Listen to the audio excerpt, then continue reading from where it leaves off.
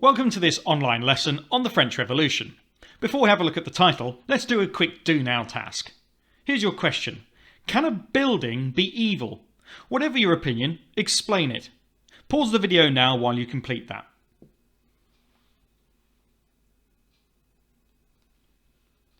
Well, there's a particular reason why I'm asking this question, and it's linked to this painting that I'm showing you. This painting is of a building called the Bastille. It was in the centre of Paris, although nothing remains of it now apart from a few stones. You can see it looks just like a castle, and originally that's what it was. But by the time of the French Revolution, it was being used in a rather different way. It was seen that this building represented the evil of the way that France was run at the time. However, can a building really be evil? Well, a building on its own perhaps can't be evil. After all, it's just stones. However, a building's purpose might be evil, and those people who are inside it might also be evil, and so therefore the building itself might represent evil. So there's no wrong answer there, but it gets you thinking. We're going to be doing some similar thinking in this lesson because we're going to be largely dealing with sources. So the title of today's lesson is The Storming of the Bastille. The aims are to get information about the past from sources, to compare the similarities and differences between sources, and to evaluate how reliable a source is. Note this down if you need to, and then we'll move on to the first task. Okay, let's have a look. A quick recap of the EstatesGeneral, which you may have studied before. Although Louis XVI ruled alone, and may have had little idea of what life was like for his people, he did realise that many were unhappy. He called the equivalent of the Parliament. This was known as the EstatesGeneral. The king ran the meeting. You might be able to see him in the picture there, sitting on a throne. There were representatives from the First Estate. Remember, this is the clergy or people who work for the church. These people, or this rather group of people, represented 0.5% of the population, and they had 300 votes in the EstatesGeneral. Then there's the Second Estate, representing the nobility. These represented 1.5% of the population, and they also had 300 votes. However, both the First and Second Estates could be outvoted by the Third Estate. These represented 98% of the population of France and had 648 votes. So even if all of the First and Second Estates ganged up together, the Third Estate could still outvote them. However, that's not to say that this was truly proportional of representation of the population of France at this time. Look at the difference in percentages, 98% being the Third Estate, 1.5% being the Second Estate, and the First Estate representing 0.5%. Some tasks then. Study the source and study the labels. Do you think that the way that the meeting was run was fair to all the people? Explain what you think, and use the statistics to help you. Secondly, the Third Estate had the most votes. Why might they still not have thought that this was fair? And lastly, the Third Estate could outvote the First and Second Estates. Why might this not have helped them get what they wanted? Pause the video now and complete those tasks.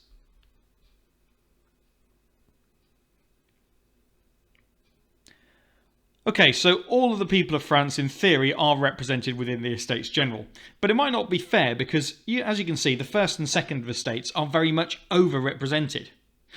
As a combination, the First and Second Estates only represent 2% of the entire population, and yet they represent very nearly 50% of the total voting power within the room. The Third Estate had the most votes, but it still might not have been fair for that reason.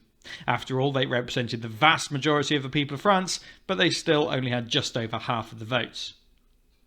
And although the First and Second Estates could be outvoted by the Third, it may not have helped them, because ultimately the king still ran the meeting. So they might not even get the chance to discuss things and get to vote on things that really mattered to them, and even if they did, the king still ultimately had the final say as to what was enacted and what wasn't. So let's look again at what this resulted in. The tennis court oath.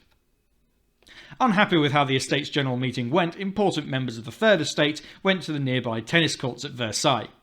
There they took a promise, an oath, to keep on meeting until the king agreed to give them more power. This is where we begin to adjust our thinking towards the sources. Study this famous painting of the tennis court oath. Describe the mood in the scene. Use examples in the source to help you explain. And secondly, do you think that the information in this painting can be trusted? Explain what you think. Pause the video here and note down your answers.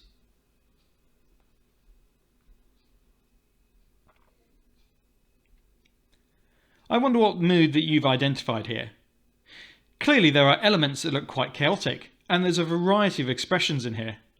Some people look quite joyful, and there's lots of people pointing to a single spokesperson in the middle. Some people look more worried and unhappy though. Notice the people in the foreground. The person in the robes looks like a member of the First Estate, who seems to be quite worried by what he's seeing. And there's one person off to the right who's got his arms crossed. You can see him sat down. That's Jean-Martin Doche, who was the only person who didn't sign this oath. So, it is a variety of things that you could identify here. Can we trust this information? Well, perhaps partly. It's representing an event before there were photographs, and so it is a representation of a true event.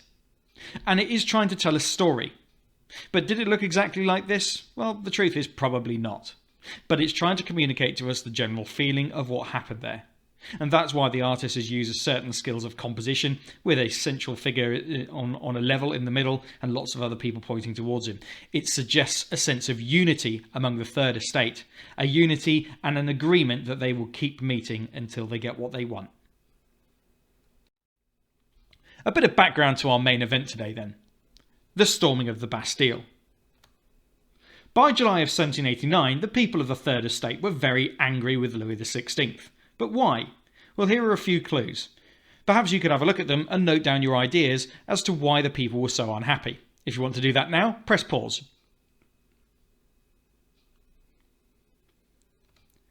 In Paris, people were particularly angry.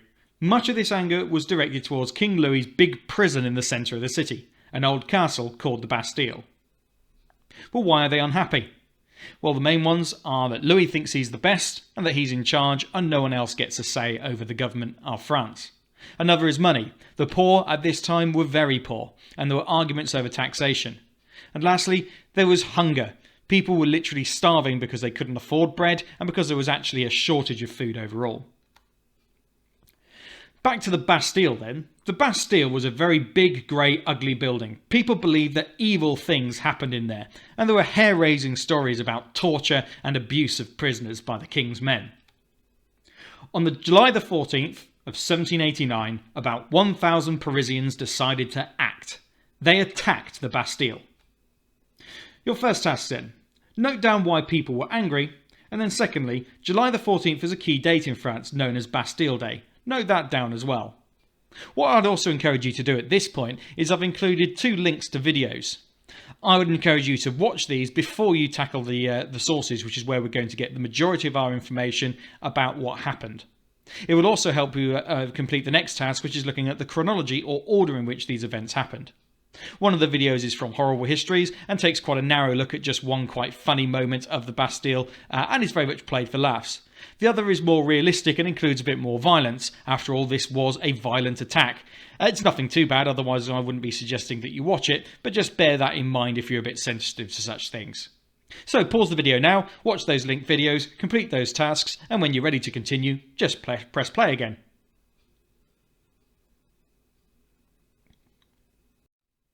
So what happened leading up to this big event, the storming of the Bastille?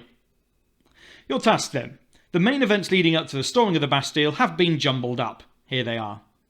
Rewrite them in their correct order. One of the events is a lie and it didn't happen. See if you can identify it and remember to leave that one out. If you note it down by mistake, you can always cross it through and label it as a lie. I'm hoping it's pretty obvious which one I've made up. Pause the video now while you note these things down. It'll probably take you about 10 minutes to do so.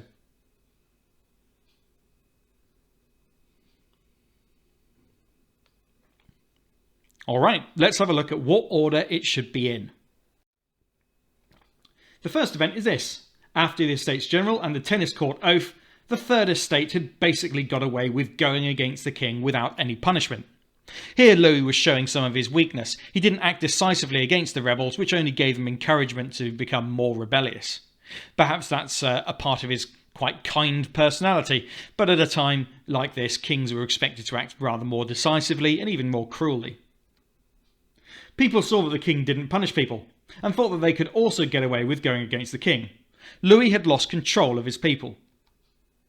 8,000 people broke into a building in Paris called the Invalides, where the French army kept their weapons, and stole some guns. They also stole lots of croissants and drank lots of red wine in celebration. Except they didn't. That's the lie. The actual last event is this. On the 14th of July 1789, the people were ready to attack the most hated building in Paris, the Bastille. Okay, check your answers. Reorder them if you need to. You might be able to do this just by writing down numbers 1 to 4. And when you're ready, we'll move on again.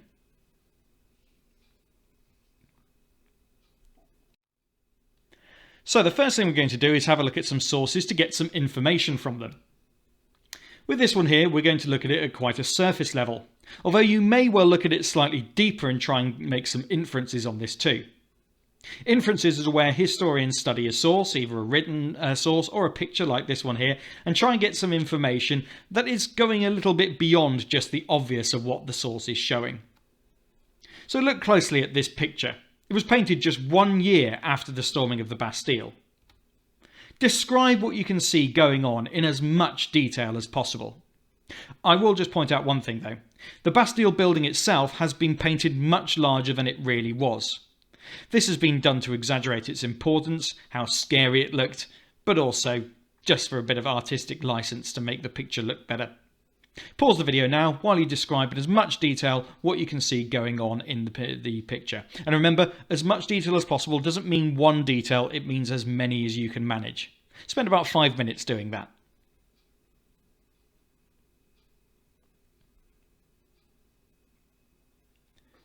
So hopefully here are some of the things that you have noticed. First of all, the Bastille building itself. Look how imposing it is. Look how frightening it is. You may have noticed smoke rising from burning buildings. You may have inferred that the revolutionaries had set those buildings on fire. Notice how many weapons there are on show here. Both pikes, which are a type of spear, and guns with bayonets attached. All are visible. You've got some people who appear to be wearing a uniform. They are French soldiers, but some French soldiers actually sided with the revolutionaries and didn't fight back.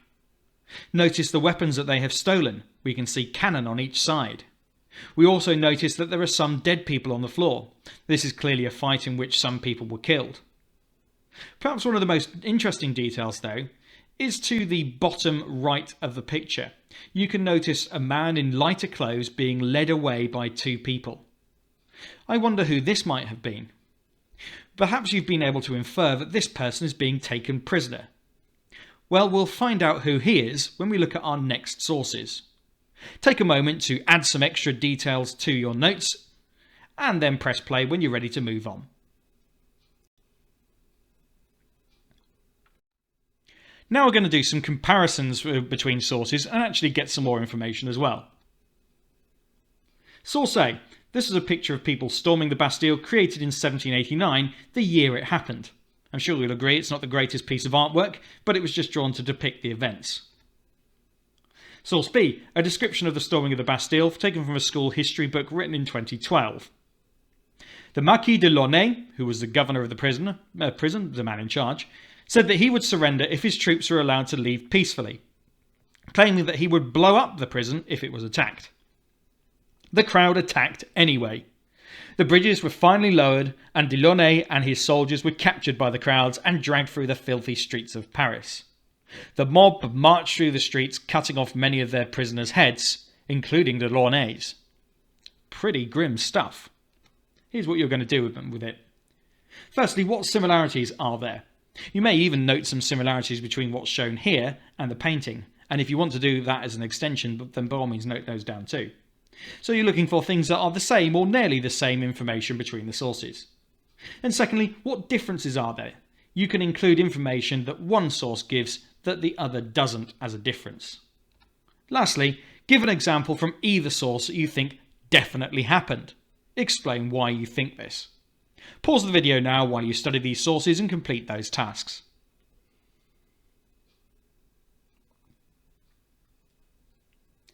Hopefully some of the similarities we've noticed are actually some of the more grisly ones. Notice that on the picture, at least at the bottom, you can see the heads of people on top of spikes. These presumably are the prisoners' heads that are mentioned being cut off in source B. So that is a similarity. Also, you may notice that there is a description of the people attacking the Bastille, and we can see that in source A, and a description of it is in source B. I wonder too if you notice some similarities between source A, source B, and the picture that we looked at beforehand. For example, in source A we can see burning buildings and the Bastille, much as we saw in the painting earlier. Not only that, but we've got a description and a picture of the Marquis de Launay being led away, and that is the person who was being led away in the picture beforehand. Now we know his name. It is the governor of the prison, the Marquis de Launay.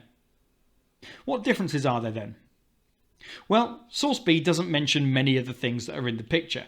For example, it doesn't mention the burning buildings. It doesn't mention the flying of the French flag over the top. Remember, this wouldn't have been the French flag at the time. This was the revolutionary tricolor, or tricoloured flag. And there are other differences too in terms of the detail about dragging people down the streets.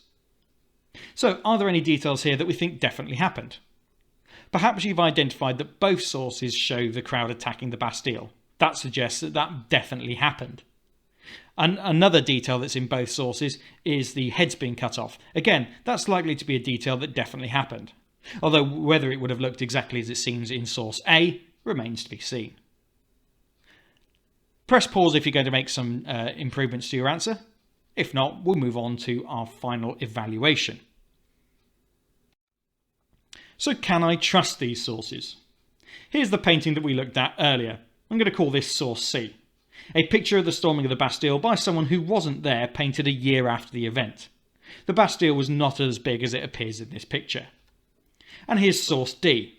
A painting from 1789, that's the year of the storming of the Bastille, showing all the main events of the storming of the Bastille in one single picture.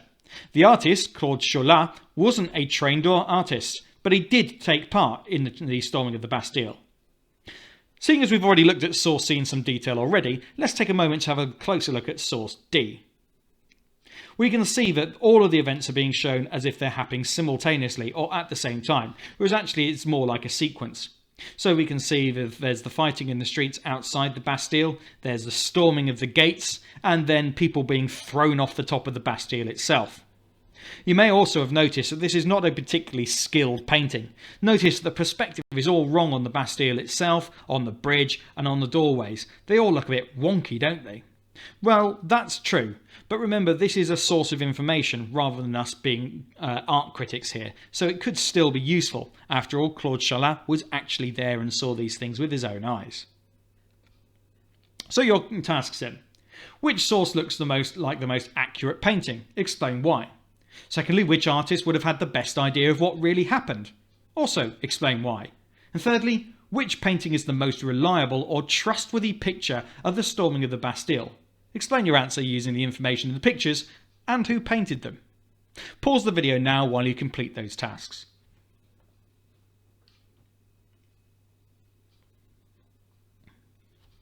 Now, I suspect that when you're judging the artistic merits of these different sources, most of you will have identified source C as being the better painting, and probably the more accurate painting in terms of realism. But it's not necessarily the more accurate in terms of the events. So which artist would have had the best idea of what really happened? I expect many of you will have chosen Claude Cholat, who painted source D. That's because he was actually there. He was painting from memory things that he may have actually witnessed. So which painting is most reliable and trustworthy? Well, in some respects, some of you might have put source C because it is far clearer and it is more understandable what's going on there. It's not trying to show too much information at once and it's done in quite a realistic style. Others of you might have gone for source D because it provides us with so much more information. That's if you can decode what's going on there because it's such a hectic scene. It's also painted by someone who was actually there, so perhaps it's got more accurate details, and Claude Cholat would have included some of the actual events that he witnessed, like the people being thrown off the top of the Bastille, the cannon surrounding it, and so forth. So whichever way you went, make sure that you're identifying things about the artist and things about the information within the source to back up which is the most reliable or trustworthy. Pause the video if you want to make some improvements to your answer. If not, we'll carry on. Let's review the story so far. What's happened? The Third Estate were hungry, angry, and felt unfairly treated. Louis XVI had failed to listen to them or to help them. And the King's Bastille in Paris had been attacked and captured. Louis had attempted to escape and he had been arrested.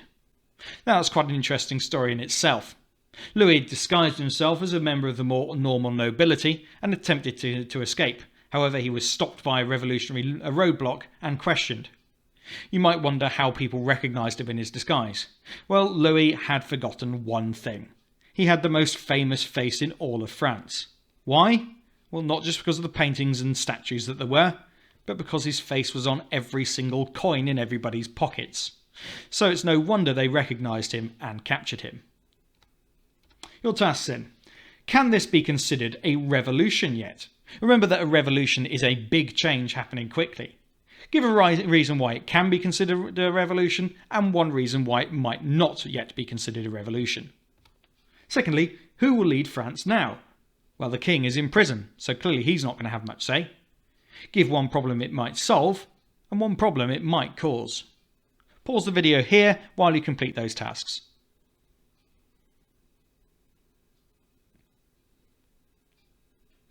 So why might this be a revolution? Well, for one thing, the king has now been captured and overthrown. He's no longer in charge. That makes it very much a revolution. On the other hand, though, there isn't yet a new government in place. The closest that they've got is the National Assembly. However, it is on the way to being changed because Louis, who had previously been in charge of all the estates, is now under the control of the Third Estate. But he's not yet dead, so there's a lot of unfinished business here. So who will lead France now? Well, it could be the Third Estate, or it could be the Second Estate. But perhaps they might ask the First Estate. Well, let's consider what's most likely here. The Third Estate are the ones who are angry, and they're the ones who are actually taking action. They also represent 98% of France's population, so they're probably the most likely to take charge. But you can't have all 98% of the people running the country. So instead, who might actually do the running of the country? Remember those 648 delegates at the EstatesGeneral who represented the Third Estate? Well, they were all politicians, and so perhaps it's most likely that they will now run the country.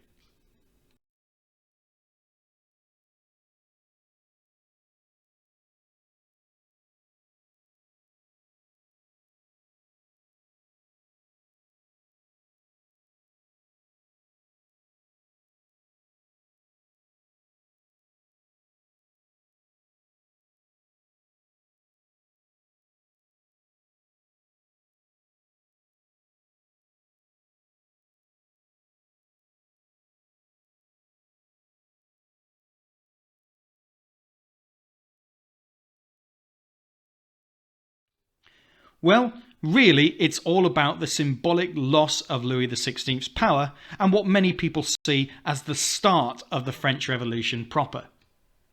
This may surprise you. The Bastille was hated, but it was actually the most comfortable and by most means the most fair prison in France. People were fed properly and there were rarely any beatings there compared to lots of other prisons in France. Only 7 prisoners were freed from the prison when it was stormed. Yes, there were a lot more soldiers there, but only 7 prisoners in the entire place.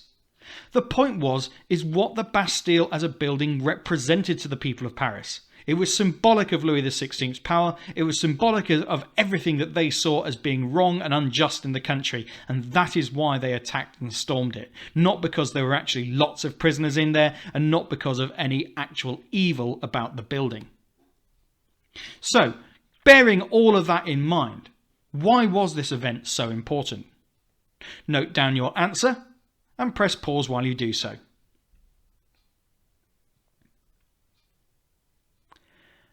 Again, it is often thought that the storming of the Bastille freed a load of revolutionary prisoners, but that is simply not the case. The real importance here is that this is a very definable start to the French Revolution. This is when the patience of the Third Estate really cracks, and this is where they start to act in a more violent and revolutionary way. From here on out, there's going to be a lot of violence before France finds peace and stability again. But one thing can be sure, like the Bastille, Louis XVI's power has been destroyed. That's the end of the lesson. Thanks very much for watching, and if you've enjoyed it and found it useful, please press like, and if you're able to, you could also leave a comment with your opinions below. Other than that, thank you very much, and goodbye.